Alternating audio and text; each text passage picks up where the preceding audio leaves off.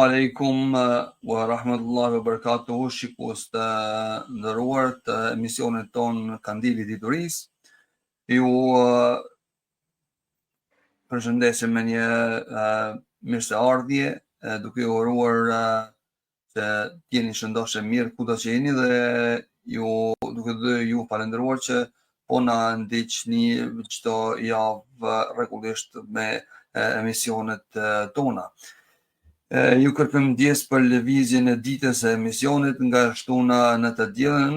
Kjo është shkaku i disa të ngarkesave profesionale që i kishte hoxha nderuar Bashkim Aliu.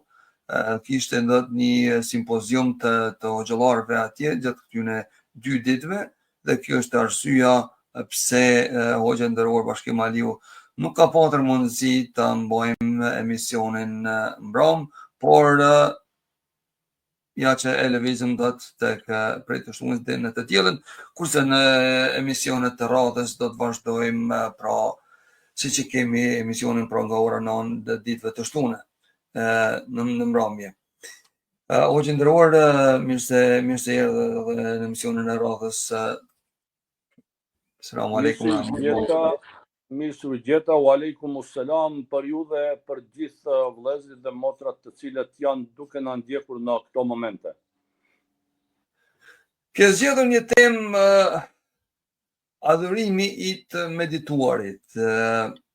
Nëse bën fillimisht para se t'ja fillojsh temës, çka të shtyri të ta zgjedhësh këtë temë dhe disa pika të rreth kësaj teme para se të fillosh me ligjëru. Bismillahirrahmanirrahim, alhamdulillah, wa salatu wa salamu ala rasulillah wa ba'd. Falëndërimet dhe lavdrimet i takojnë Allahut të Madhërisëm, përshëndetjet, paqja dhe shpëtimi qofshin me Muhamedit sallallahu alaihi wasallam, mbi familjen e tij, mbi shokët e tij, si dhe gjithë ata të cilët e ndjekin rrugën e tij me sinqeritet deri në ditën e gjykimit. Pra edhe një herë selamu aleikum për ju dhe për gjithë vëllezërit dhe motrat të cilët janë duke na ndjekur. Normalisht ajo faktikisht që më ngacmoj mund të them për ta zgjedhur këtë temë është spari të kuptuarit e adhurimit. Do të thotë çka është adhurimi? Se kur e përmendin çështjen e adhurimit, mendja shkon apo shumë mendojnë se aludohet vetëm në ritualet praktike. Pra namazi, agjerimi, zeqati, haxhi kështu me radhë. Por shumë pak trajtohen adhurimet e zemrës, adhurimet e gjuhës dhe adhurimi të menduarit në fakt. Pra adhurimi është një nocion shumë i gjatë dhe nuk përfshin vetëm ritualet. Edhe të medituarit, përsijatja, të logjikuarit, të menduarit është adhurim. Për atë kjo që ajo pra në rend të parë që më ngacmoj që ta diskutojmë këtë çështje, sepse pra kur e përmendim adhurimin, shumë aspekte i përkapim, i trajtojmë, por jo edhe këtë aspekt shumë të rëndësishëm të menduarit. Dhe e dyta është se realisht nuk mund asgjë të ndodh, asnjë hap përpara të shkojmë, nëse ne nuk meditojmë, nuk mendojmë, nuk analizojmë, nuk përsiasim për gjëra. Ky është një defekt që ne e gjejmë sot me të madhe prezent. Dhe gjatë emisionit inshallah do ta sqarojmë se çështja e defektit të medituarit ose të përsijatjes ose të analizuarit, pra shtrihet në shumë fusha dhe ne në këtë gjendje që jemi në fakt, çalojmë një nga shkaqet është, normalisht nuk është i vetmi shkak, por një nga shkaqet është edhe ajo se ne pra pak meditojmë, pak analizojmë, pak përsiasim. Kjo është një breng mjaft shqetësuese, por atë është me rëndësi që ta diskutojmë dhe ta analizojmë. Dhe e treta që mund të përmendim këtë drejtim është se vetë burimet tona bazë, prej ku ne mësojmë, prej ku i marrim mësimet, ku bazohemi, Kurani famlar, Suneti pejgamberit sallallahu alaihi wasallam, shumë radh, Pra, e përmendin çështjen e të medituarit, të logjikuarit, përsiatjen. Këto nocione, këto terme, ne i gjejmë në Kur'an, po ashtu edhe në hadithet e pejgamberit sallallahu alaihi wasallam. Dhe kjo është ajo që na bën që ne ta diskutojmë, domethënë të diskutojmë për këtë temë dhe të bisedojmë dhe të bashkë bisedojmë dhe ta sqarojmë dhe pra ta trajtojmë si një mjaft e rëndësishme realisht, një çështje shumë e rëndësishme, sepse thash, ne adhurim çdo herë kur e përmendim fjalën adhurim, na shkon mendja ose e trajtojmë ose çdo herë e piketojmë atë ritual praktik si namazi, zeqati kështu me radhë. Por të medituarit, të menduarit, të logjikuarit, përsiatjen, nocione këto që i ka përmendur edhe Kur'ani, ne pak i trajtojmë këto si adhurime.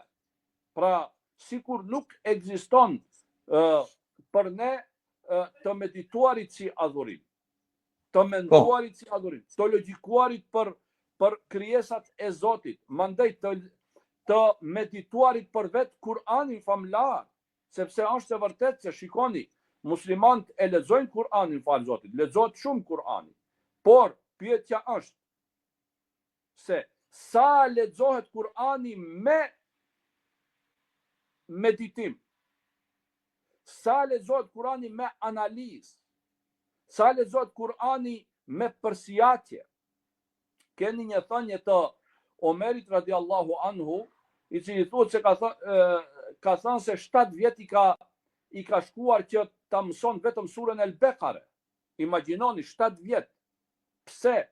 Sepse nuk e ka mësuar ai vetëm shkel e shkon, atë kuptim ta memorizojë dhe u kripuna. Jo, por ai ka analizuar çdo ajet të saj dhe e ka praktikuar në jetën e tij të përditshme. Për këtë edhe i ka zgjatur kaq. Pra, ky është shkaku, mund të themi, apo një nga shkaqet sepse ne kemi vendosur që sonde të bashkëbisedojmë me ju për temën adhurimi i të medituarit. Mirë, pra si që ndëgjohet edhe ju, pra shikues të nderuar, që do të ishin arsyet pse hoxha nderuar ka zgjedhur ta diskuton sonte apo ta ligjeron temën e sonte, pra adhurimi i të medituarit. Ju njoftoj edhe një herë para se ta filloj hoxha nderuar ligjërimin, se mund t'i inkuadroni në fund të ligjëratës së hoxhës Bashkim Aliu, mund t'i inkuadroni drejt për drejt me komente, apo dhe duke u inkuadruar drejt për drejt në WhatsApp apo në Viber apo dhe në Messenger, Facebookit Temë Shpëtim si Arina. Numri i telefonit për ju që doni të inkuadroni drejt në WhatsApp është +44 7533 878766. I njëjti numër është edhe për Viber, pasi që po shihni në ekranin tuaj ky teksti poshtë që po lëviz, aty janë informatat e inkuadrimit. Por edhe ju që po na ndëgjoni nga TikToku mund të inkuadroni drejt për drejt në fund të ligjëratës së hoxhës me pyetjet e juaja duke u ngritur këtu në panel me zë, apo nëse doni me bë pyetjen edhe me shkrim, mund t'i bëni me shkrim, por një herë po shkojmë pra me ligjëratën e hoxhës së nderuar, po hoxhë nderuar, Allah ju shpërbleft për kontributin e sonshëm, si për çdo javë ashtu. Mund t'ja fillojsh temën të cilën e ke zgjedhur për ta ligjëruar dhe në fund të presim edhe disa pyetje nga shikuesit tanë.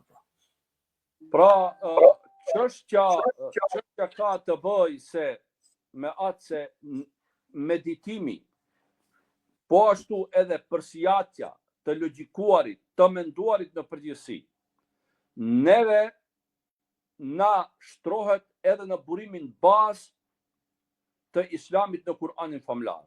Allahu i Madhërisëm na ka pajisur me mendje, me logjik, dhe na thërret që këtë që na e ka dhënë ne ta vëmë në funksion. Edhe kërkon prej nesh që ne të meditojmë, të mendojmë, të logjikojmë, të përsiasim. Krejt këto nocione pra lidhen për këtë çështje. Allahu i Madhërisëm në Kur'anin famlar në shumë ajete kërkon prej nesh që të meditojmë, që ta vështrojmë qiellin mbi ne, po ashtu edhe krijesat, si dhe të gjitha fenomenet tjera në natyrë. Pra, të meditojmë për këto. Mos kalojmë ashtu, shkel e shko, por të thellohemi në analizën e tyre. Allahu i Madhërisëm na thret që thot, shikoni qiellin që e kam ngritur lart. A nuk mendoni, kush veç Zotit këtë mund ta bëj, kush veç krijuesit madhështor. Pra na thret të mendojmë për këtë gjë, ta analizojmë. Jo vetëm thjesht të shohim se qielli jo mbi ne, por të analizojmë për ato. Pra na thret që ne të mendojmë. Edhe në shumë ajete thot, a nuk mendoni, a nuk logjikoni, a nuk meditoni, a nuk i shihni gjërat. Pra vetë Kur'ani famlar na thret për një gjë të tillë. Allahu xhaleshanu po ashtu na thret që të mendojmë edhe për krijesat që ai i ka krijuar. Edhe na thot për shembull në Kur'an, e fela yanzuruna ila al-ibli kayfa khuliqat. A nuk shikojnë njerëzit devën si e kemi krijuar, qiellin si e kemi ngritur, kodrat si i kemi vënë në tokë. Pra, krejt këto, a nuk mendoni thot ju, a nuk i shihni, a nuk logjikoni, analizoni këto. Këto do t'ju sjellin juve te besimi i vërtet. Shikoni pra, kjo që themi ne adhurimi të medituarit është thirrje kuranore. Është kërkesë e Allahut të Madhërisëm në Kur'anin famlar që ne të mendojmë për krijesat e tij. Mandej po ashtu në shumë ajete tjera Allahu xhaleshanu i përmend këto fenomene, thot inna fi khalqis samawati wal ard, në krijimin e qiellit dhe të tokës, në ndryshimin e ditës dhe të natës, në anijen që lundron në det e kështu me radhë. Ka argumente për ata që mendojnë, për ata që logjikojnë. Shikoni pra, në krejt to thot ka argumente për ata që logjikojnë. Ai i cili nuk mendon, ai i cili nuk i analizon këto gjëra, ai nuk gjen dot argumente në to.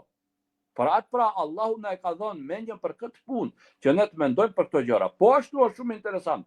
Allahu xhaleshanu na thret që të ecim në për tokë. Të ecim në për tokë. Edhe të marrim mësim, shiko, si mirët mësim.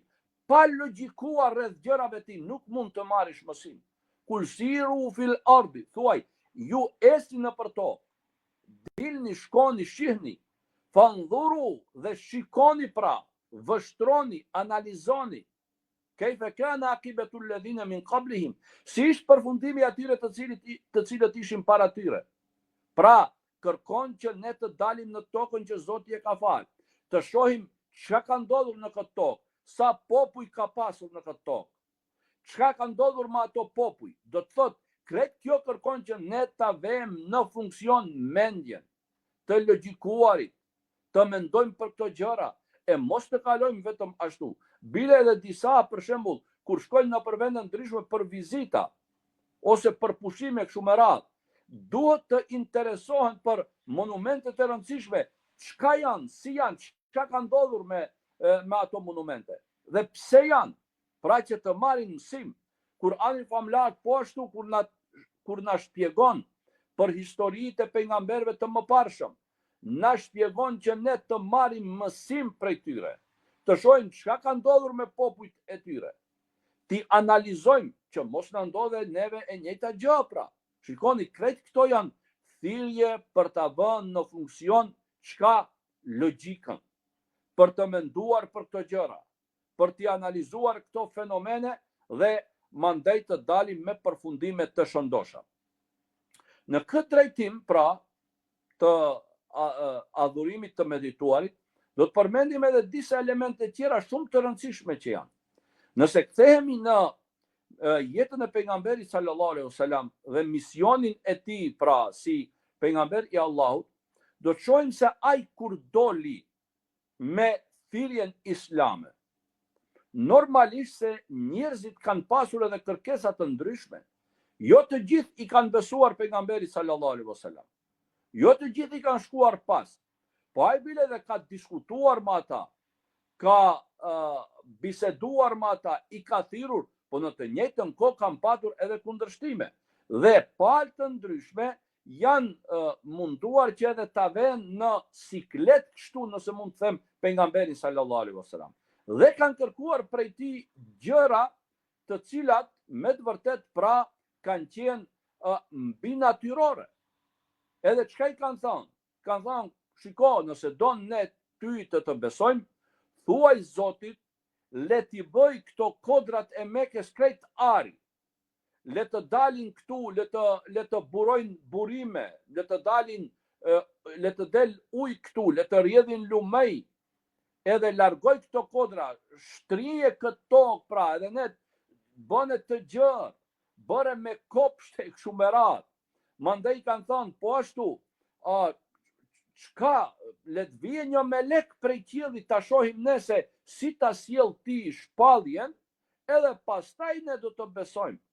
Ose po ashtu i kanë thënë, çka është puna me ty, pse ti shkon e vjen na për tregje kështu me radhë. Pra kanë kërkuar gjëra që nëse ti don që ne të besojmë, çka ne i sjell këto mrekulli.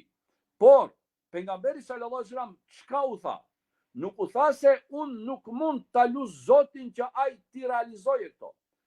Por ashtu edhe Allahu xhaleshanu si ja dërgoi atij shpallën dhe i tha, unë atyre nëse don ti u a bëj këto që i kërkojnë, por thua ju se pastaj kush nuk beson, do me thonë ti Zotin dëshiron ta vesh në sprov, hajde bëne këtë kodrën tash ari krejt.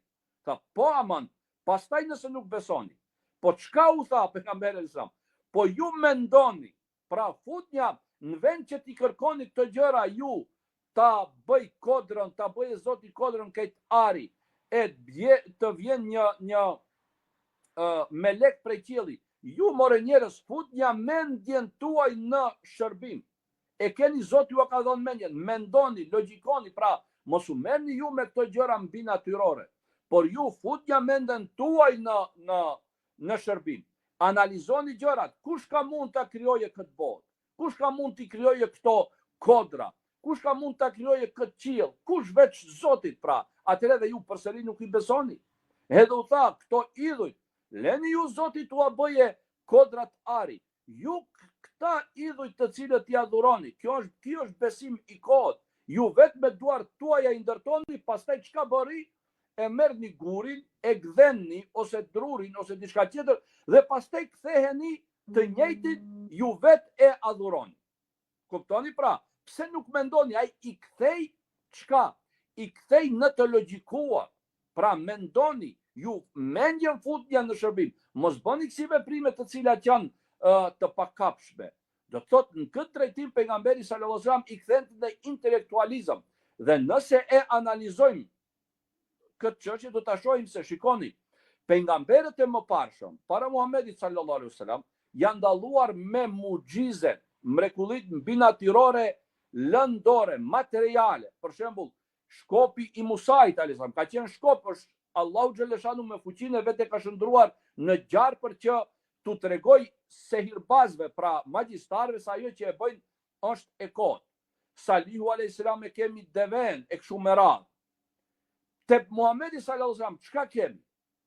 Mrekullia më e madhe Muhamedit sallallahu alaihi wasallam nuk është mrekulli materiale, fizike, e prekshme, në atë kuptim, por është intelektuale. Kurani është mrekullia më e madhe Muhamedit sallallahu alaihi wasallam, që sot e kësaj dite pra është prezente. Pse?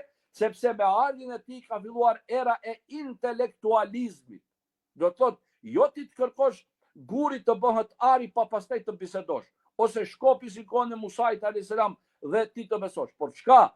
Tash duhet mendjen ju ta futni në shërbim. Edhe pse edhe atëherë është kërkuar që të futet mendja normalisht. Por tash e kemi këtë qartë, pejgamberit ton të fundit i është dhënë pra mrekullia Kur'ani, që është mrekulli intelektuale. Libri është dhënë mrekulli. Jo të jepet mrekulli për shembull fizike, që tjetë ajo më e madhe në kuptim se edhe pejgamberi alayhis salam ka patur mrekullit e veta edhe fizike, nuk ka dyshim në atë, por më e madhja ka qenë Kur'ani. Pra çka? Libri, intelektualizmi, që ta çojë njeriu të mendoje, të mësosh të lexosh, që ta lexosh Kur'anin, pastaj të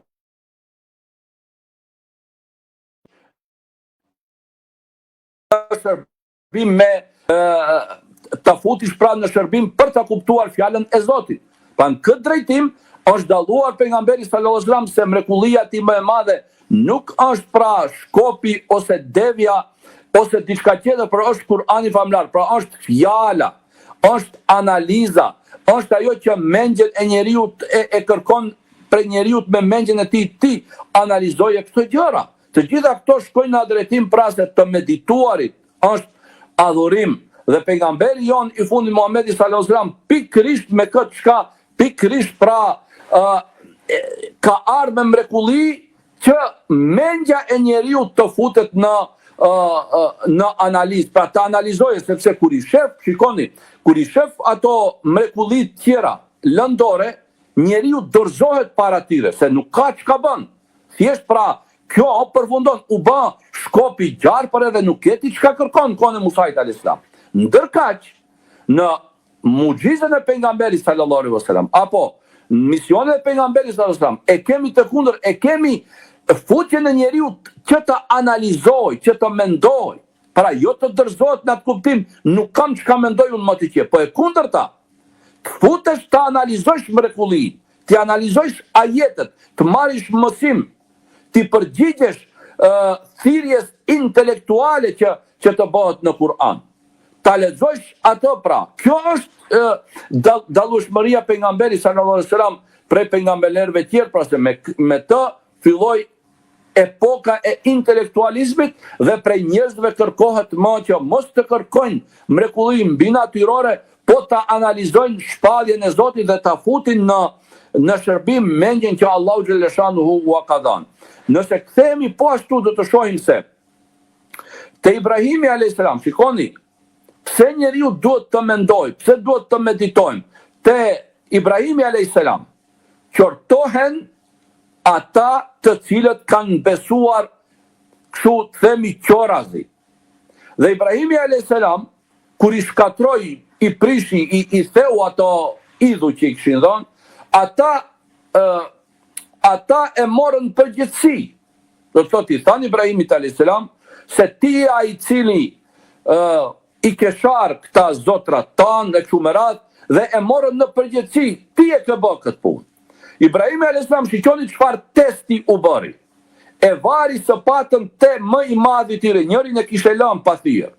Edhe u tha, çka ky i madhi e ka bërë këto.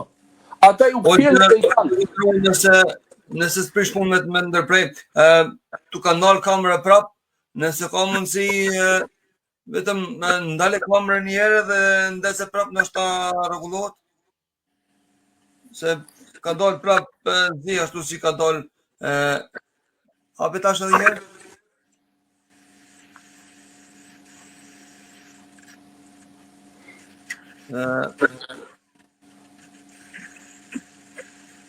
Vetëm pak të shohim nëse po mund ta rregullojmë.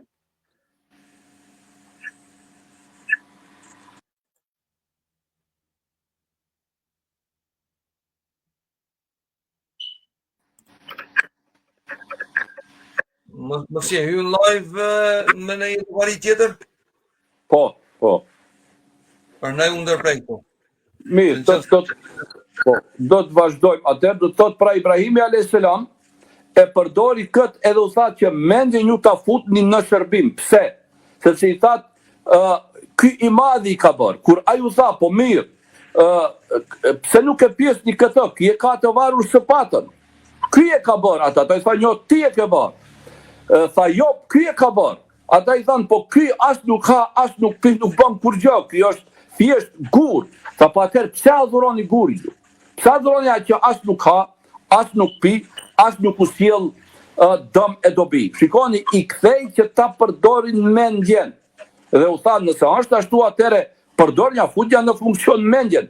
Nëse këto idhuj nuk bëjnë kur gjë, nuk u sjellin as dëm as dobi, atëherë ju çka? Pra, pse adhuroni atë? I thiri që ta futin në shërbim mendjen në këtë drejtim. Po ashtu, Kurani famlar, pra, kërkon prej nesh realisht që mos të besojmë symbillazi, do me thonë mos të besojmë qorazi, si thot.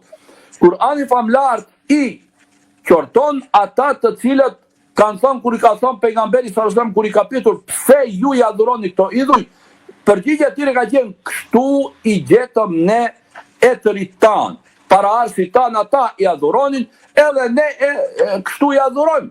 Pra pa logjik, pejgamberi sallallahu alaihi wasallam atë i thirrte që ta përdorin logjikën. Dhe Kurani tha, kjo nuk është në rregull pra. Ne i kemi gjetur prindërit tanë, etërit tanë, ata i kanë adhuruar edhe ne adhurojmë. Kjo nuk është në rregull, por çka? Futeni logjikën se këto as dom nuk sjellin, as dobi nuk sjellin, as gjë nuk sjellin. Pra kot është që t'i adhuroni. Shikoni do të thotë, i ka thirrur që ta përdorin logjik mendjen, ta vënë në funksion mendjen. Po ashtu pejgamberi sallallahu alajhi wasallam në kuptim të intelektualizmit dhe nxitjes së të menduarit, thot kështu me një hadith të tij. Kur vdes njeriu i ndërpritën të gjitha punët me përjashtim të 3 punëve. Nëse ka dhënë një sadaka të rrjedhshme, pra që edhe pas vdekjes së tij do ta përdorin, nëse ka lënë një fëmijë i cili ose fëmijë përgjithësi të cilët do të luten për të, dhe nëse ka qenë dietar dhe ka lënë pas vetë dituri, edhe ati vazhdojnë t'i shkojnë sevapet pas. Që do të thotë se edhe pas vdekjes, ata të cilët kanë lënë pas veti trashëgimi intelektuale, do ta kenë sevapin sa të përdoret ajo trashëgimi, pra ajo dije shumë e radhë. Po ashtu, pejgamberi sallallahu alaihi wasallam për ta fut njeriu që të mendoj, të analizoj, të logjikoj rreth gjërave, thotë se në një vend, në një mexhlis ku mlidhen njerëzit, e përmendin Allahun, bëjnë dhikr pra, lexojnë Kur'anin dhe mendojnë për të, Allahu xhaleshanu ati i çon melekët të cilët melek pra i rrethojnë ata njerëz. Do të thotë, aty ku ka intelektualizëm, aty ku futet në përdorim mendja për të arritur të e vërteta, aty ku lexohet, aty ku flitet për gjëra pozitive, aty ku përmendet Allahu, pra çka aty vin melekët, aty janë melekët. Këto janë nxitje që njeriu t'i përdore për të arritur pra në përfundime tamam si duhet dhe për të futur mendjen e tij në shërbim dhe për mos të qenë pra prej atyre të cilët vetëm në fakt pra imitojnë ose pa presin diçka të gatshme e nuk e futin pra mendjen e tyre në funksion. Kur jemi te përdorimi i mendjes të medituarit që themi për sjellje kështu me radhë, shikoni, kjo shtrihet edhe sot e kësaj dite ne vuajmë prej kësaj. Pse? Sepse nuk duhet kjo të kuptohet thjesht vetëm unë të mendoj për qiellin që është krijuar e kështu me radhë. Ajo po, por kjo shtrihet në të gjitha fushat e jetës. Ne pse jemi në këtë gjendje në të cilën jemi? Për shkak se pak mendojmë për këto gjëra. Shikoni, një prej që e përmendin shpesh herë, prej shkaqeve që ne realisht psojmë edhe në aspektin politik, është se ndodh që të zgjidhen njerëz nga ana jonë shpesh herë, të cilët do të zënë pozita, qoftë si deputet, qoftë na për ministri, qoftë na për drejtori të ndryshme kështu me radhë. Besoni se ndoshta nuk e dinë se çka votojnë. Nuk logjikojnë rreth asaj që duhet ta votojnë. Presin urdhra për shembull zyra për informime partisë, çka do të thotë, ti duhet këtë ligj ta votosh, se e kemi analizuar, ne këtë rregullot ti duhet ta votosh. Ai vet nuk ka marrë të analizoje, ose vetëm e ke kaluar ashtu formalisht, pa u thelluar, pa e krahasuar, pa analizuar mirë. Dhe pastaj kur ndodhin probleme thotë, si është e mundur ne ta kemi votuar një ligj të tillë. Pse? Sepse ai nuk ka analizuar vetë rreth atij. Ka pritur çka do t'i vjen urdhri prej partisë si ta votojë një ligj të tillë. Këtu edhe ky është një problem shumë i madh. këtu. Për shkak se pastaj ne e paguajmë shtrenjtë në aspektin edhe në aspektin kombëtar me të drejtat tona, me probleme që na lindin rrugën tonë, me përdorimin e gjuhës. Edhe kur u thua pastaj ti atyre të putetëve çka është puna, nuk e din çka kanë votuar. Pse? Se type zotin krejt ligjin nuk e ka lexuar, ose nuk e ka lexuar, ose si duhet nuk e ka lexuar. Po ka pritur vetëm urdhri çka do t'i vjen edhe ta voton. Shikoni pra, edhe kjo çështje reflekton edhe në këtë drejtim, se kur ti vet nuk e analizon gjërën, nuk e shkyrton, nuk merresh, nuk futesh, nuk thellohesh në atë çështje, të dalësh me përfundime. Kështu ndodhen kjo punë pastaj. I merr në qafë edhe njerëzit. Në shkruan diçka pa e lexuar vendimin. Mandej të marrin edhe çojnë burg se ti e ke nashtu, ti nuk di çka ke nashkruar në fakt. Kjo është veçanërisht për ata që marrin që zën pozita në institucionet ndryshme shtetërore. Pra, kjo është një realitet. Nuk di edhe ai se çka ka nënshkruar. Pse se dikush prej malarti ka thonë duhet ta nënshkruash këtë, ai vetëm e hedh firmën e vet. Por nuk e analizon, nuk e di bile edhe çka ka patur. Pra, nuk çështja të medituarit, analizës, të logjikuarit dhe përsijatjes nuk ka të bëj vetëm në atë që ne të analizojmë qiellin, e kafshët, e krijesat e Allahu xhaleshanu, e jetën e njeriu tek shumë radhë. Por realisht pra reflekton edhe në këtë fushë, edhe në këtë drejtim. Dhe shumë probleme që vinë realisht për asaj se ne nuk analizojmë si duhet, veçanërisht ata të cilët kanë pozita, ata të cilët janë përgjegjës, nuk i uqasin gjërave si duhet dhe nuk e japin kontributin intelektual në këtë drejtim, për atë edhe pasojnë mandej pasoja apo gjenerojnë pasoja të cilat populli pra i përjeton rënd dhe populli vuan edhe pëson nga vendimet e tyre. Unë do të thot me kaq do të kisha përfunduar për këtë pjesë, për adhurimin e të medituarit, me shpresë se inshallah ndoshta edhe ju keni ndonjë pyetje që ka arrit në studio dhe të mund të zhvillojmë një bashkëbisedim. Po, gjallë shpëleft për ligjëratën ju njoftojmë dhe juve tash shikues të nderuar që kushdo për juve që vetë se i keni qenë disa pyetje me shkrim, ju njoftojmë se mund të inkuadroni drejt për drejt përmes numrit të telefonit 44 753 878 ashtu siç po e shihni në ekran. Por edhe mund të inkuadroni edhe drejt për drejt edhe nëpërmjet Messengerit, pra të Facebookut tim Shpëtim Sjarina, por gjithashtu mund të inkuadroni drejt për drejt nga dhoma e TikTokut këtu ku jemi live, mundeni me ngrit në panel kur keni ndonjë pyetje nëse doni me bëmë pyetje me za, apo mundeni edhe me shkrim nëpërmjet portaleve për shembull të ndryshme siç është në Facebook, në YouTube apo edhe këtu në TikTok.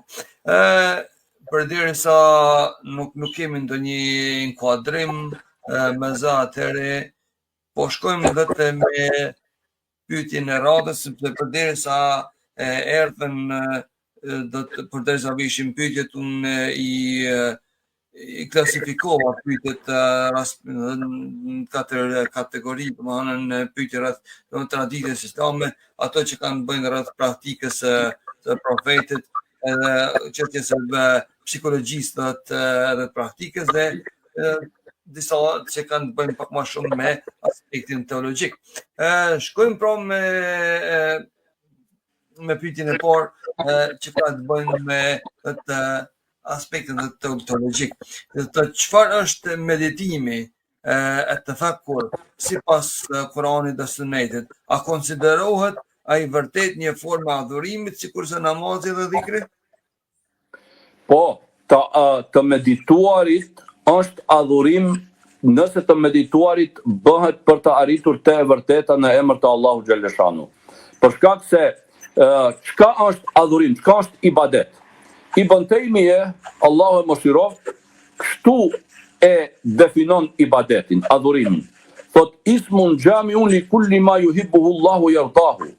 është një nocion gjithëpërfshirës për çdo gjë me të cilën Allahu është i kënaqur dhe e don. Tash pyetja është, a e don Allahu meditimin? A është i kënaqur me meditimin? Përgjigja është po. Pse? Ai vetë në Kur'an na kërkon prej nesh që të meditojmë. Thot, a nuk mendoni? Këto janë argumente për ata të cilët mendojnë, logjikojnë, përsijasin, meditojnë. Në krijimin e qiellit dhe të tokës ka argumente për ata që meditojnë. A nuk e shikojnë devën si është krijuar? A nuk e shikojnë qiellin si është ngritur? Pra në këtë drejtim, adhurim çka është ibadet është çdo gjë me të cilën Allahu është i kënaqur. Qoftë vepër, qoftë fjalë, qoftë të menduar. Krejt këto pra nocion që përfshin çdo gjë siç e përshkruan edhe Ibn Taymija për edhe shumë dietar tjerë realisht, pra me cilën Allahu xhaleshanu është i kënaqur. Dhe në këtë drejtim është edhe të medituarit është adhurim. Tash ka disa herë edhe do transmetime për të cilat transmetime disa dietar realisht kanë bërë vrekje, po thot se të medituarit është si ai i cili fal namaz realisht. Shkojmë pra me pyetjen e radhës, cila është lidhja mes të medituarit rreth krijimit dhe forcimit të imanit? A ka rrezik që njeriu duke menduar tepër pa orientim të devijohet? Allahu xhaleshanu kërkon prej nesh që ne të meditojmë, të analizojmë gjërat, ta futim mendjen në shërbim. Dhe nëse kjo bëhet pra në mënyrë të drejtë për të arritur të vërteta, inshallah të vërteta arrihet.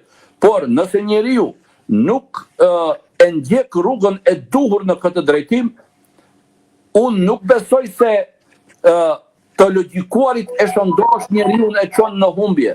Por po, shejtani mund ta mashtrojë dhe ta devijojë me këtë të menduar, ta nxjerrë në përfundime të gabuara. Megjithatë, atë që kërkon Allahu xhaleshanu, ajo nuk mund të jetë e gabuar asnjëherë. Përdorimi i mendjes si duhet të sjellë në përfundime të shëndosha.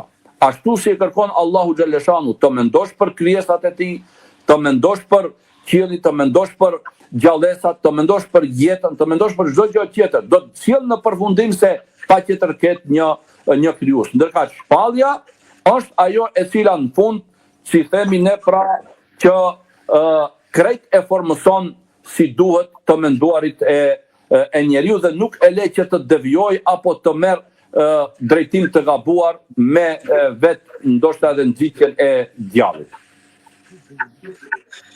Atëherë, një pyetje është pak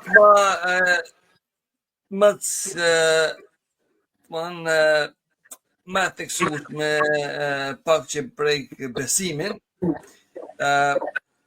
A ka të kufi të lejuar në mendimin mbi cilësitë e Allahut, ku ndalet mendja e besimtarit dhe ku fillon të përmbahemi pra pasi dhe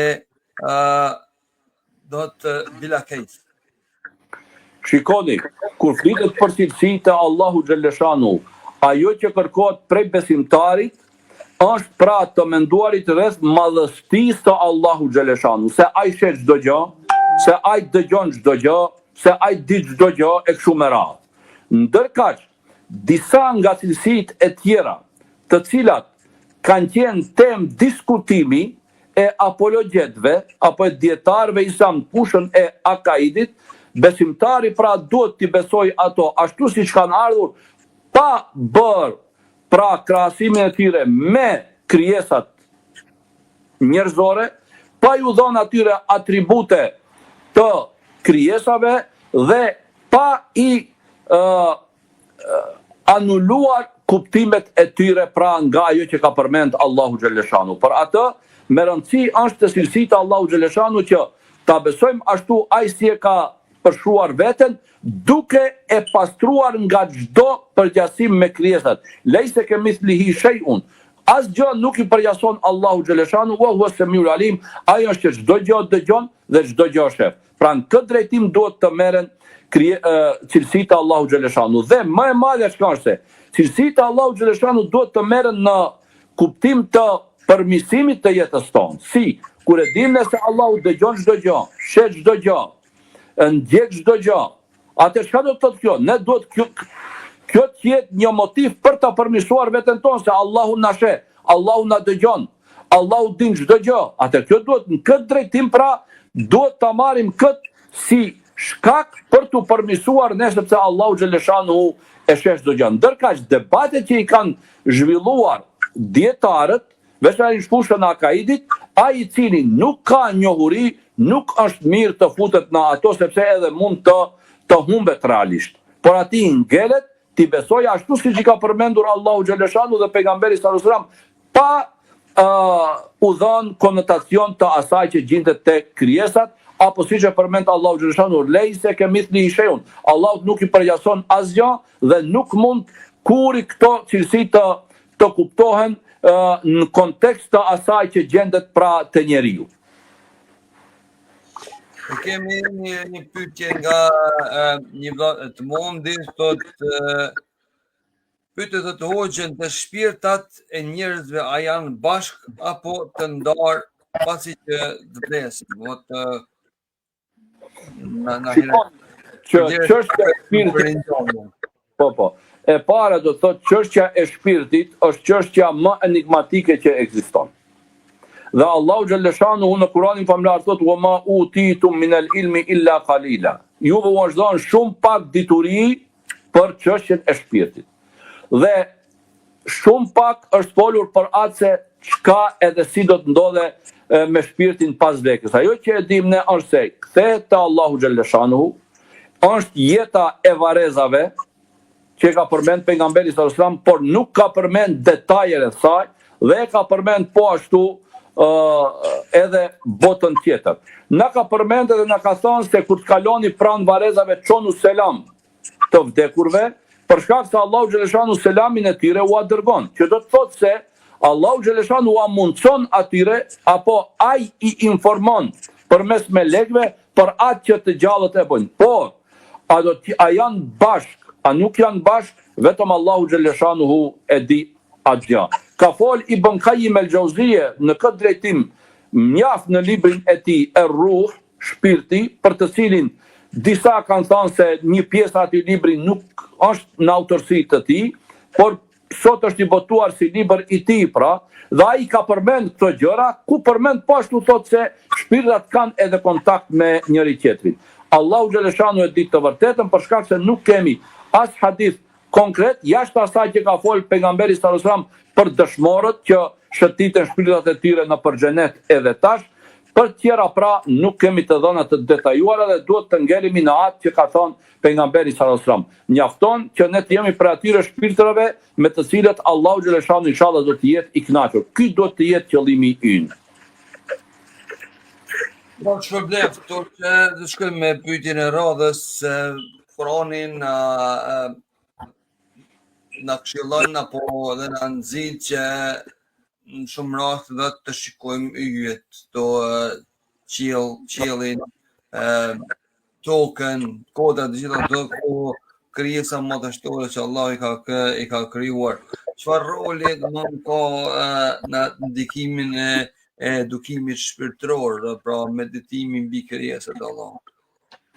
Meditimin mbi krijesat e Allahu xhaleshanu na bën të jemi më të ngritur shpirtërisht, më të pastër në zemër, dhe na bën që t'i nënshtrohemi tamam Allahu xhaleshanu, e ngjall tek ne devotshmërinë, bindjen dhe përkushtimin ndaj Allahu xhaleshanu. Kur ne i shohim këto gjëra dhe meditojmë për to, atëherë themi, krijuesi që i ka krijuar të gjitha këto gjëra, vallë, si unë një krijesë kaq e vogël në krahasim me qiellin, krahasim me këto që i shoh, nuk i nënshtrohem atij. Kjo na bën pra që t'i nënshtrohemi atij, në atë kuptim, ndërkaq nënshtrimi ndaj Allahut është çlirim i njeriut nga çdo robëri tjetër.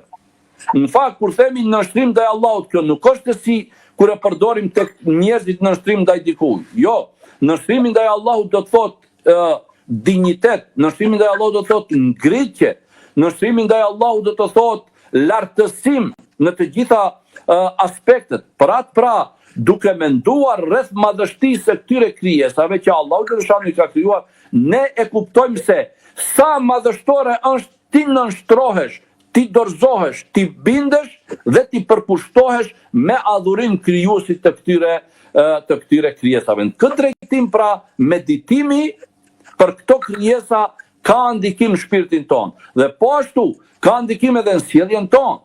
Ai krijuesi i cili ka krijuar të gjitha këto krijesat, vallë, pra si do të dal unë nesër para atij me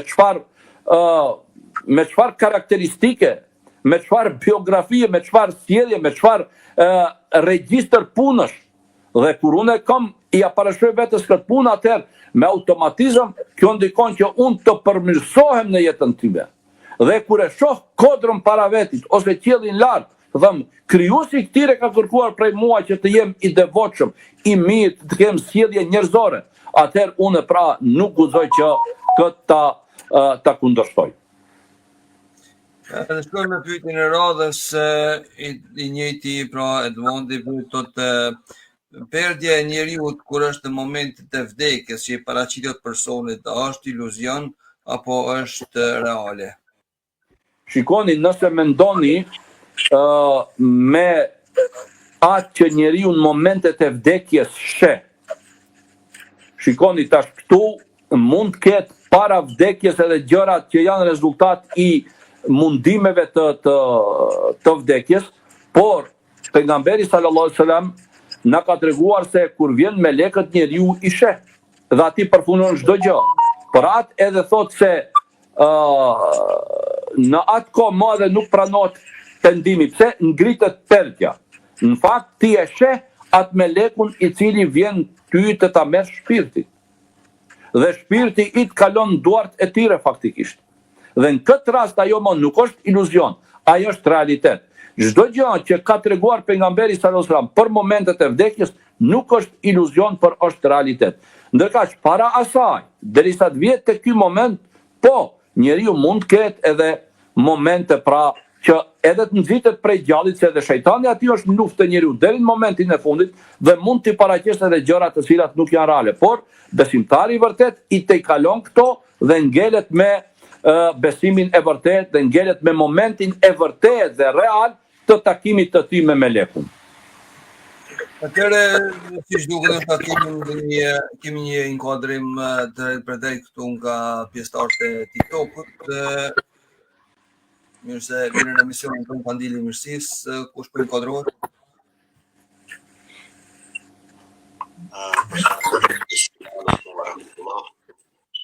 Ju dhe gjithë audiencën, pozhën e nderuar. Kisha kështu një pyetje, mendoj që do të jetë më e qartë për audiencën, sa i përket meditimit. Është shumë e bukur që tha pozhë e nderuar, mirë po problemi qëndron këtu, orientimi i meditimit të pjesa dërmuese e besimtarëve, po përfshirë edhe këtu hoxhallarë dhe manal që më thonë kanë filluar me ose diturin në besim. Pastaj përket meditimit, duhet të dalën njerëzit që meditojnë për besimin të kalojnë kompetencat dhe të bëhen në formën e mushtehit, që ndihmë sot shumë nga ta, apo të qëndrojnë në kurnizat e legjislaturës islame që kemi të njohura prej të dërguari i Allahut të deri në sot. Nuk di sa isha i qartë, po është nderuar.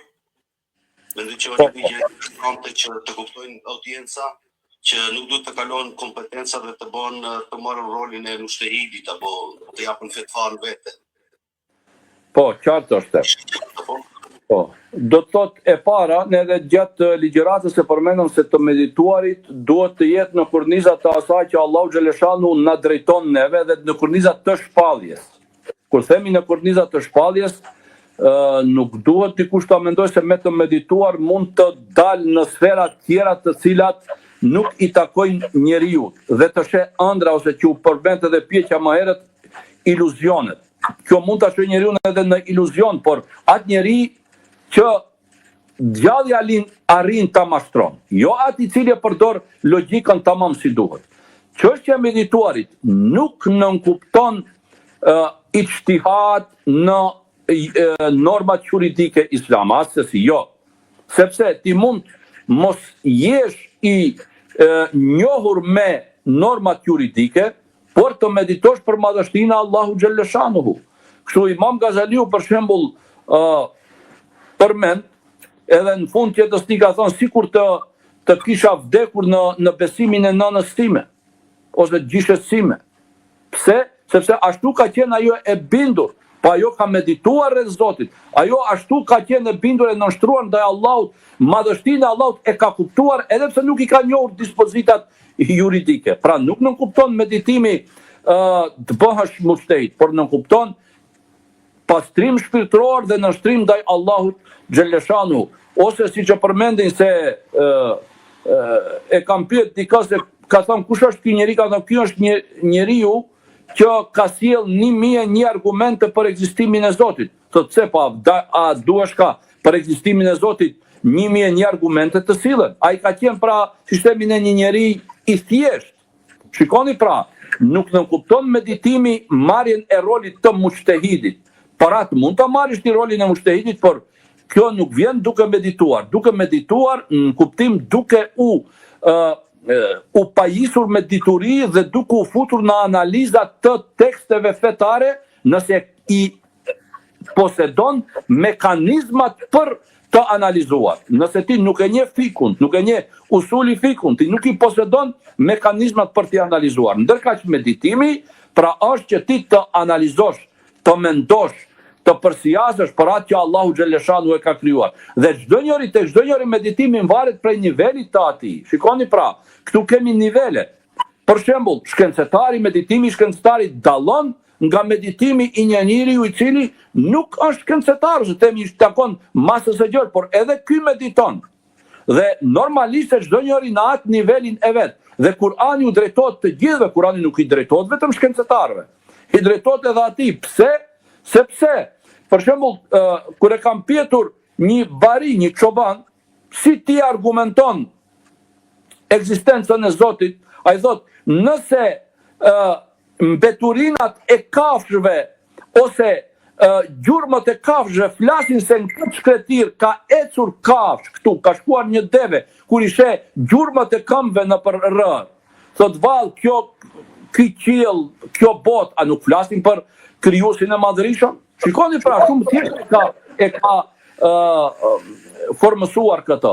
Por marrja e rolit të mujtehidit, që e kuptoj plotësisht se për çfarë ka fjalën, nuk nënkupton se dikush nëse mendon rreth gjërave, i analizon, kjo ja shton nënshtrimin e tij ndaj Zotit, kjo nuk nënkupton se duhet të jetë edhe mujtehid, po nëse i posedon mekanizmat dhe dijen e nevojshme për të futur në analiza dhe në përfundime të çështjeve juridike. Allah shpërblet. Ylli, besoj që ishe kënaqur me përgjigjen. Allah shpërblet hoxhën, po pikërisht ishte qasja sepse shumë njerëz morën guximin në sqarimin e ajeteve për shembull dhe depërtojnë aq thellë, nuk mjaftojnë gjitha këto argumente që i paraqiti hoxha i nderuar, dhe ja nis me fantazmat e veta dhe futet diku ku s'duhet, edhe që ka një farë imiçi ose një farë mirënjohje nga rreti që e njohun dhe i ka bërë gjitha domethënë normat. Prandaj e ka jo rastësisht këtë temë që të kuptoj audienca që kur t'i arrijë gjitha këto nivelet si për shkruti hoxha i nderuar, atëherë mund të kaloj të meditoj më tepër, por ndryshe janë të qarta gjërat. Faleminderit shumë.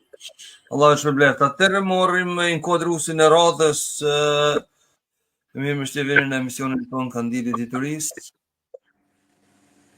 Assalamu alaikum. Wa alaikum salam wa rahmatullahi wa barakatuh. Unë kam një dy pyetje domethënë. Pyetja e më parë domethënë, okay, Allah shpërblet se çfarë dhe rreth meditimit.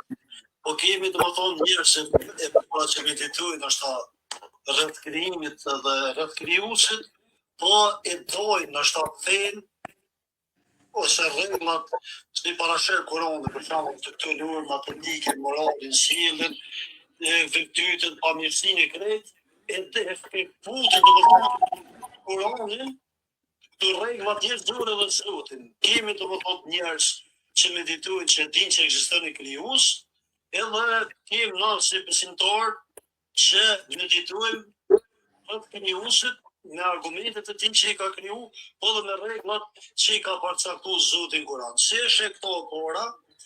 Edhe dyta... A mund të prim, mund të përgjigjet hoxha në këtë pyetjen e parë mas pare, dhe që mos ndodh mund që ndoshta me harru ndonjë detaj apo diçka. Do të thotë shikoni, çështja e të medituarit dhe përdorimi i logjikës është ai i cili e sjell njeriu në fund në zbatimin e rregullave fetare. Sepse ti, nëse thua unë i besoj Zotit kështu, se ekziston, se është i madh krejt, por nuk besoj në Kur'anin, faktikisht ti i ke mohuar të vërtetat. Ti nuk ke medituar si duhet. Të medituarit tënd ka shkuar deri në një kufi dhe është ndaluar. Por atë meditimi i drejt është ai i cili prodhon zbatim të Zotit. Pse Allahu xhallahu kur thot për shembull për agjërimin, shikoni, pse të agjëroni? Thot la'allakum tattaqun, që të bëheni të devotshëm. Pra rezultati është devotshmëria. Të medituar rezultati është nënshtrimi ndaj Zotit, që ti të përfundosh se unë do të ta fali namazin se krijuesi im e ka urdhëruar një gjë të tillë. Ndërkaq nëse nuk të çet në këtë rezultat, atëherë ka këtu pra defekte të caktuara gjatë rrugës së të medituarit. Mirë. Mund shkojmë me pyetjen e radhës. Okej, pjegim të i për të mirë. Hoxha, a mund të më thonë në funksionu stjolla po të praktikimi i rregullave islame në një farë mënyrë, në një farë shariati, me çujti fest, brenda shtetit laik. Shikoni, çështja e zbatimit të shariatit brenda shtetit laik është një temë që kërkon një qasje të veçantë dhe duhet ta kemi parasysh se lidhen me to shumë aspekte, veçanërisht kur është në pjekje shteti. Sepse nuk është këtu thjesht vetëm unë në aspektin individual. Zbatimi i shariatit brenda shtetit laik kërkon pra një dakordancë mes faktorëve relevant në atë shtet. Pastaj kërkon ligje, kërkon ndryshime, kërkon intervenim në kushtetutë e kështu me radhë. Dhe kjo nuk është lehtë të bëhet. Por ajo që ne si besimtarë bëjmë është se çdo njeri prej nesh të zbatojë rregullat fetare aq sa mundet në kuptim të ligjeve që ja lejojnë, se realisht ligjet nuk e ndalojnë zbatimin e fesë bile në nivel individual. Po, ka për shembull në Francë shumë radh, një femër nëse do të shkojë në shkollë është problem, shkojë me mbulesë. Kjo është e krejt e qartë. Por në aspekte të tjera nuk ka që mund t'i ndalojnë. Zbatimi i shariatit tash, për shembull, në Britani ka mundësi disa aspekte që kanë të bëjnë me drejtën familjare dhe martesore të zbatohen dhe në bazë shariatit gjikohen këto gjëra. Por kjo nuk është në çdo vend. Pra, kjo çështje është shumë komplekse dhe ajo që ne duhet të bëjmë është që ne të mundohemi aty ku e kemi hapësirën tonë, t'i zbatojmë për jetën tonë rregullat që na kërkon Allahu xhaleshanu në nivel individual dhe po ashtu edhe si bashkësi, normalisht aq sa na lejohet një gjë e tillë. Ajo që nuk na mundsohet, ajo që nuk arrim do të ta bëjmë, Allahu xhaleshanu nuk na quan fajtor dhe nuk na dënon për një gjë të tillë, se Allahu nuk e ngarkon një njeri për te mundësive të veta që ka. Atëherë, shpresoj vëllai ndërruar që kemi mbetur kënaqur me përgjigjen e hoxhës, nëse ka harruar hoxha ndonjë detaj, mund t'ja kujtosh, përndryshe shkojmë edhe me pyetjet e radhës. Okej, për përgjigje. Hoxh, a mendon të më thonë ka njerë tu kërkoj folet, po të pizzohet do. A mendon ka njerë që do të më konë një qosje paka shumë ma që më thonë, një përshtot paka shumë, ka njerë në shtarë s'pëpan të ujtë, sepse Islami në kom ja po qefin kërkuj, me Islami ka ato rregullat e veta, një përshtot paka shumë, në shtarë dhe me shku diçka që nuk jenë kundërshtim me traditën, se ka njerë që dojnë me një fjallë, nëse thu gjanë e dur momentet e gabura, nuk ka vlepën, nëse thu gjanë e dur momentet e dura, dhe më thonë kohë të bia, kohë ka njerë që thuj sa me qujtë në i huq, u konkret interpretu, domethënë e njerëz të tjerë. Andaj Allahu shpërblet. Unë nuk kishte shumë ndërprerja, mund të ti shpëtim se çka ishte pjesa konkrete. Ta them në pika të shkurta, domethënë se deri ku lejohet një lloj tolerimi dhe me bë që duke mos i shkelur rregullat e Islamit, mirë po me bë Islamin të pranueshëm në në vendet ku jetojmë, në vendet laike, deri ku na lejohet domethënë me ndryshu diçka, duke mos shkelur rregullin parimor të Islamit, por që me bë Islamin të pranueshëm këtu në Evropë ku jemi edhe me bë sa të pak më tërheqës edhe përprendim. Në nivelin individual, çdo kushtetutë i mbron të drejtat individuale të njeriut. Dhe për t'u falë, për të kryer obligimet tua fetare, për ta edukuar fëmijën tënd ti në frymën islam, ambuton qoftë në xhami, qoftë në shtëpi kështu me radhë, këto nuk i ndalon askush. Për zbatimin e ligjeve, këtu është ai problemi që ne nuk e kemi atë fuqi do të thotë ti imponojmë ligjet e këtilla. Mirë. Atëherë, nëse nuk ka dikush që mund të padrohet drejt për drejt, do të shkojmë dhe me pyetjet me shkrim që na kanë ardhur. A ka dikush nga TikToku që don të inkuadrohet, mund të hapni mikrofonin edhe të inkuadroni drejt për drejt. Jo, në ditë që përshëndes, domethënë, po jo, unë thashtë edhe të tradita tonë shqiptare, domethënë.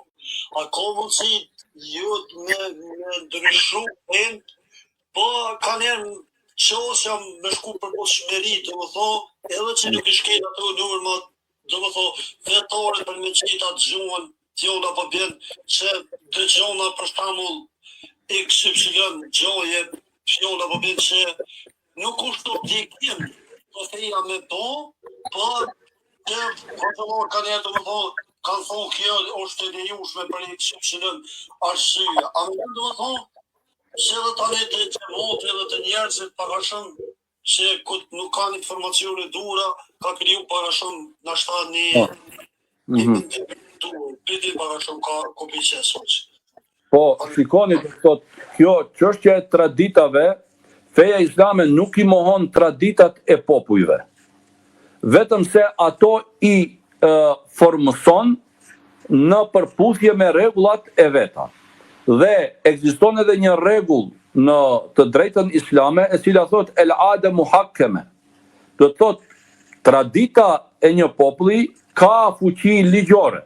Do të thot popujt nuk duhet ta flakin çdo traditë të vete, por duhet vetëm ta krahasojnë a përputhet me parimet islame apo jo. Nëse në një vend diçka është traditë, pra, ashtu tradita atij vendi.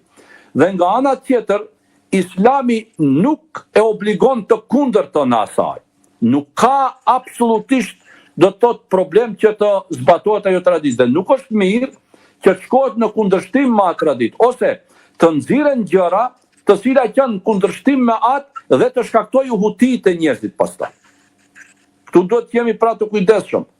Diçka që te populli, për shembull te populli shqiptar, diçka që është në rregull sipas traditës, dhe është tradit kështu, dhe kjo tradit Islami nuk kërkon që të largohet, atëherë nuk ka pse ajo të kundërshtohet ose të nxirren gjëra të cilat do të ishin në kundërshtim me atë tradit. Mirë, një pyetje rreth pak jashtë temës, mirë, po ka të bëjë dhe me lejesën edhe ndalesën lidhur me agjërimin. Pyetje motër këtu nga TikToku a lejohet apo mundet me agjëru njeriu që është me diabet shumë të lartë dhe kolesterolin shumë të lartë në këto 3 muajt e fundit. Atëherë, si është çështja e agjërimit? Shikoni, për këtë çështje do të thotë ju duhet të konsultoni me mjekun. Sepse unë nuk e di në çfarë niveli jetë ti, për shembull, të diabetit dhe si ndikon agjërimi tek ti. Në këtë drejtim, pra, duhet të kthesh ti te mjeku dhe ta shohësh se çka do të thotë ai, po ta shohësh edhe ti vetë shëndetin tënd. Nëse ai të thotë se shiko edhe diabeti është shumë llojesh realisht. Tash, nëse të thotë mjeku se ti mund të agjerosh, se tash është për shembull edhe dita e shkurt, për këto 3 muaj bisedohet, është dita e shkurt dhe nuk pengon, mund të agjerosh. Por nëse thotë jo, se ty do të thotë mund të shkaktojë pasoja dhe të ketë ndikim negativ, atëherë normalisht se nuk duhet të agjerosh nëse kjo shkakton sëmundje të këtij apo të randon sëmundje. Për këtë pra duhet kthehesh tek ekspertët e mjekësisë, tek kjo ekspertët e fushës.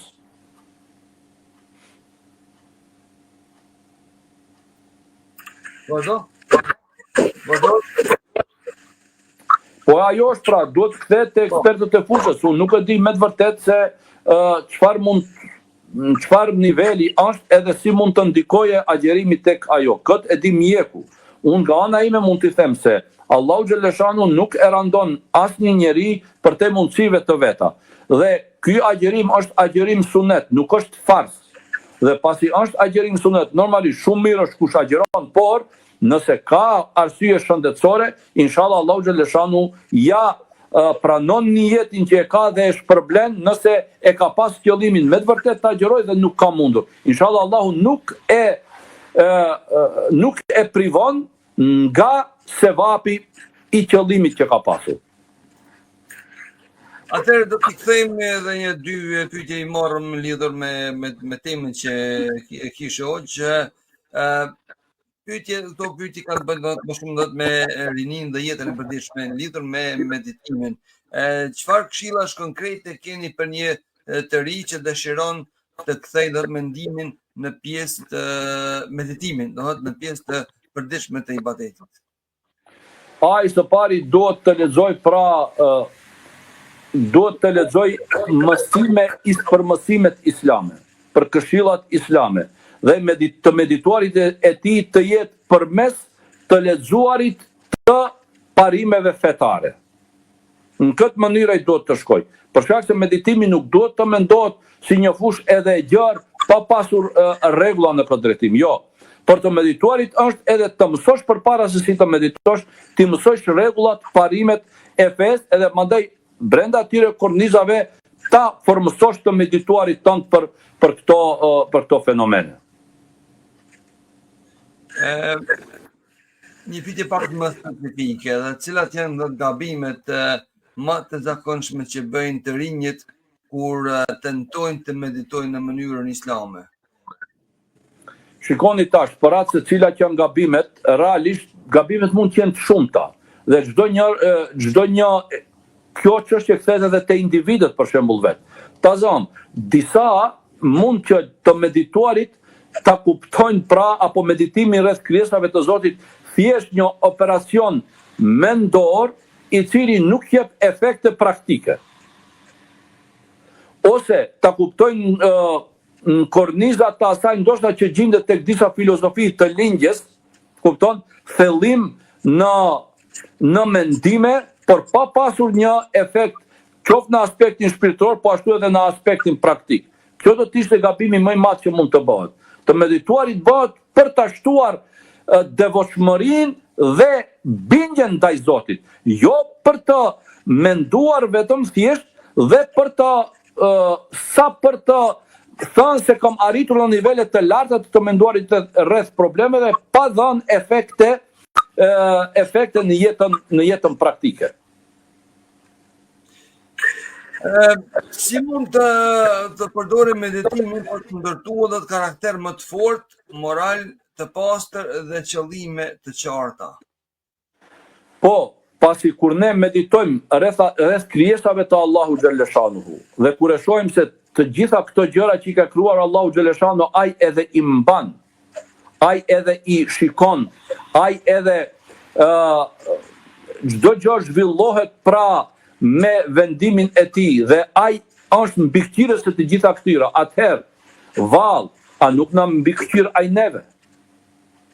Kur ne e dim këtë, atëherë pra themi se edhe kjo duhet të reflektoj pozitivisht në përmirësimin e sjelljeve tona, sepse Allahu xhaleshanu, i cili ja siguron jetën çdo zogu i cili ngritet në mëngjes, se ai nuk punon dikundin në ndonjë firmë, por Allahu xhaleshanu ja ka dhënë rrezikun atij. Ai është i cili e ushqen atë. Atëherë pra, kur ai mbikir çdo gjë, e di çdo gjë, valla nuk na di edhe veprimet tona.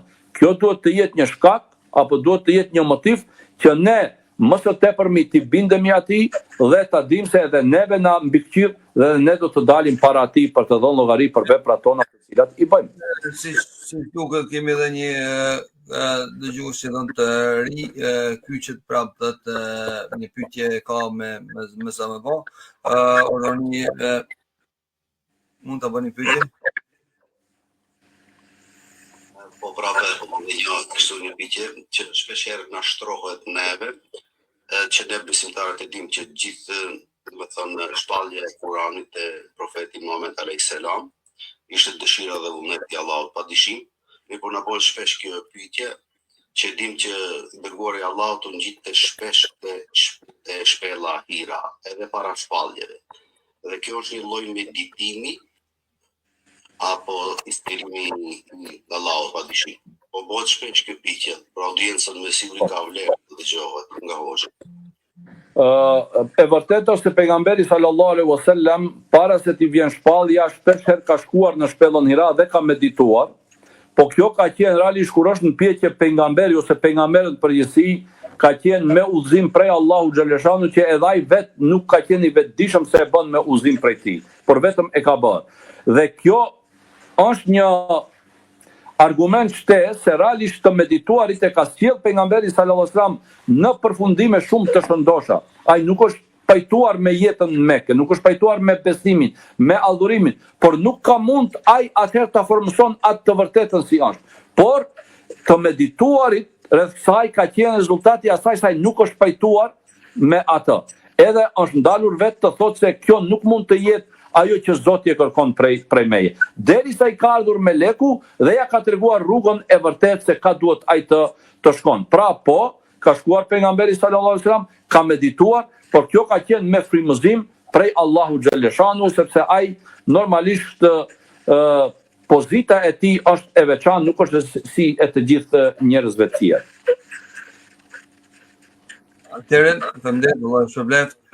Nëse dikush tjetër nuk ka ndonjë pyetje këtu nga TikToku, atëherë po ju do edhe një rast nëse dikush për ju dëshiron të bëni ndonjë pyetje me zë ndaj hoxhës, apo të shkojmë me dy pyetje të fundit me shkrim që kemi.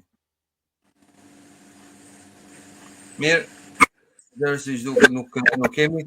Dhe po shkojmë me pyetjen e radhës, hoxhë ndërruar, që ka të bëjë edhe me aspektin psikologjik, domethënë praktik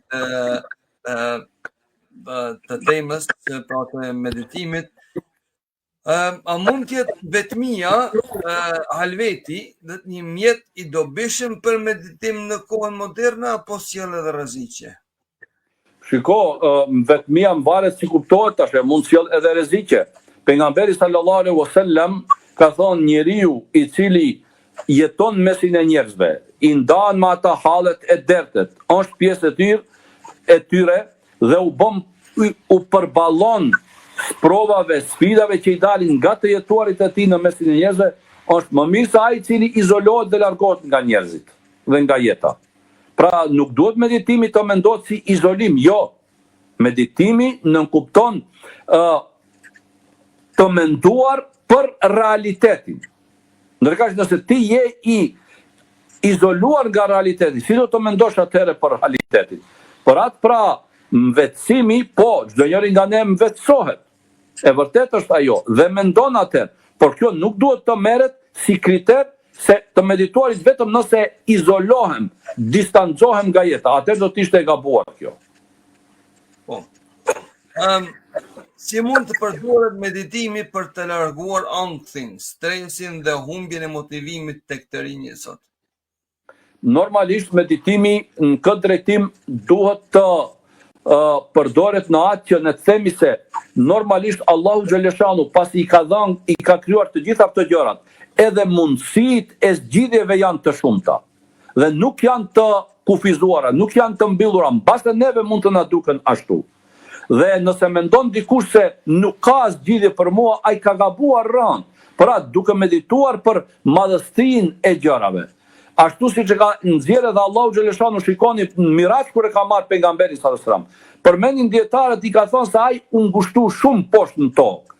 I vdiq gruaja, i vdiq migje i vetë që e mbështeste, në Taif atje pati një reakcion shumë të ashpër të popullatës, nuk e pranuan bile e gjuajtën edhe me gur, edhe u ngushtua.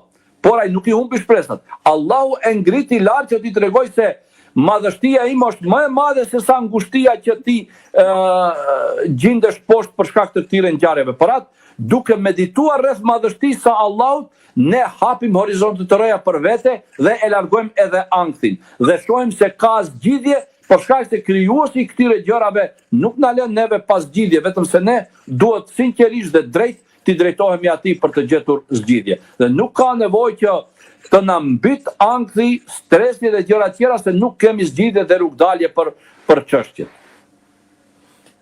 Cilat janë shenjat që meditimi i shëndoshur rrit besimin dhe cilat janë shenjat që ai po e shton dyshimet?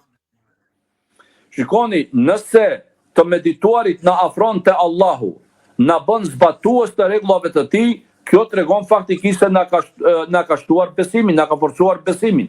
Por nëse ai na bën që ne të largohemi nga rruga e Zotit, na bën që të futemi në çështje të iluzioneve, halucinacioneve, jo reale, atëherë kjo tregon se përmes meditimit kemi larguar nga e vërteta. Edhe një pyetje bëjmë këtë të fundit, nuk do të marrim më. Një njeri që jeton në Perëndim, një musliman apo një muslimane që jeton në Perëndim, ai lejohet me ble një shtëpi me kamat, me kredi me kamat, dhe a quhet kjo nga domosdoshmëria dhe është kamata ajo e cila në Kur'an konsiderohet si haram dhe ndaluar tërësisht? E para njëherë kamata është haram, këtu diskutim nuk ka. Dhe nuk ka askush nuk e bën halal kamatën. Kjo duhet të sqarohet njëherë kjo çështje. Askush nuk thot se kamata është halal. Kamata është haram, ka qenë, është dhe do të ngelet ashtu si e ka përmend Allahu xhaleshanuhu. Wa halallahu al-bay'a wa harrama ar-riba. Allahu e ka lejuar tregtin, shitblerjen, e ka ndaluar, por e ka ndaluar kamatën. Dhe këtu diskutim nuk ka. Dietarët pastaj kanë diskutuar në vendet perëndimore ku mundësitë e blerjes së shtëpive ose të banesave nuk janë të qasme përmes formave të ndryshme të lejuara, por shkohet përmes bankave, se bankat tu janë institucione dhe është nevojë, ndoshta nuk është domosdoshmëri, por është nevojë. Disa dietarë kanë qenë kategori, kanë thonë nuk bën, derisa shkon ti të marrish kredi, borx prej bankës, dhe ajo kredi ka kamatë, shiko, ti nuk shkon marrish kamat, ti merr borx. Po problemi këtu, borx sot nuk jep me qindra mijëra euro ose miliona euro askush. Vetëm banka ta mundson atë. Por banka ka kamat, pra nuk shkon ti të marrësh kamat, ti merr borx. Por institucionet financiare sot në Perëndim ta japin këtë me kamat. Atëherë këtu kanë filluar bisedat e dietarëve. Pra disa thonë jo, nuk ka, do të rish me qira, se krejt njerëzit, ose shumica e njerëzve këtu rinë me qira edhe kryhet kjo punë. Por disa dietarë tjerë, veçanërisht Këshilli Evropian për fetva dhe gjurmime, duke i parë nevojat e muslimanëve, duke parë se ajo domosdoshmëri ndoshta nuk është, por është nevojë e muslimanëve sot, dhe mënyra tjera nuk ka se ti ku të marrish borx si të sigurosh, se nëse ka mënyra tjera nuk diskutohet, se nuk duhet shkosh te banka. Ata e kanë lejuar për nevoja personale, për nevoja jetësore, për nevoja të përditshmërisë, siç është për shembull shtëpia ose banesa, e kanë lejuar me qëllim ose e kanë toleruar me qëllim që muslimanët mos të ngelin çdo herë kiraxhi, pastaj mund edhe të ndjerin e mos ta mund të organizojë edhe jetën e vetes si duhet në një banesë me qira. Pra i kanë marrë parasysh këto rrethana dhe kanë thënë se në këtë rast për nevojë i lejohet muslimanit ta bleje shtëpinë. Kamata është haram, por marrë parasysh se mundësitë këtu nuk janë të shumta dhe nuk ka mundësi tjetër, atëherë ata e kanë toleruar për në Perëndim. Atëherë, me kaq nuk mbetet më tepër çka më thonë, se sa vetëm t'ju falenderojmë juve, o gjinderuar, Bashkim Aliu, Allah ju shpëbleft për qëndrimin deri në këtë kohë që tash po thuaj se u bën në 1 orë 20 minuta. Pyetjet ndoshta nuk kanë të ndalur, mirë po fakti është domosdoshmë që duhet ta ndërpresim emisionin. Ju falenderoj gjithë juve që na ndoqët deri tash drejt për drejt. Ishim në emisionin tonë pra Kandili i Diturisë me hoqën e nderuar Bashkim Aliu, si çdo fundjavë që jemi me të, këtë lidhur me temën adhurimi i të medituarit. Edhe besoj që në një kohë do të që brenda 1 orë 20 minutave e përfshim këtë temë pa të mundësi, atyre që ju kemi mbetur mangu, apo i kemi ju në altë, duke mos ju përgjigjur pyetjeve tyre, ju kërkojmë ndjesë mundeni gjatë javës me na shkruaj pyetjet e juaja, do t'i ruajmë dhe mund t'ja bëjmë hoqës ose ndërruar pra në fundjavën e radhës që do t'jetë të shtunën, apo ndonjëherë mund ta lëvizim nga shtuna në të diellën varësisht nga përgjegjësitë dhe detyrat që hoqja e nderuar i ka atje në Zvicër ku jeton edhe vepron me komunitetin e tij. Do t'ja bëjmë pyetjen pra hoqës në emisionin e radhës. Deri atëherë pra ju përshëndesim me përshëndetjen islame. Asalamu alaikum wa rahmatullahi wa barakatuhu. Paqja dhe bekimet e Zotit qofshin mbi gjithë juve kudo që jeni, duke lutur Zotin e Madhërisht që t'ju ketë në mbikëqyrjen e tij gjatë gjithë javës dhe gjatë gjithë jetës kudo që t'jeni ju dhe familjet e juaja. Ju përshëndesim pra dhe ju urojmë një mbrëmje të mirë dhe një javë të këndshme. Selamu alaikum wa rahmatullahi wa barakatuh. Wa alaikum assalam wa rahmatullahi wa barakatuh. Zoti shpëlbeft hoqën për kontributin që jep, Zoti e ruaj dhe familjen. Amin, Allah ju shpëlbeft edhe juve gjithashtu. Mirëpafshim në emisionin e radhës.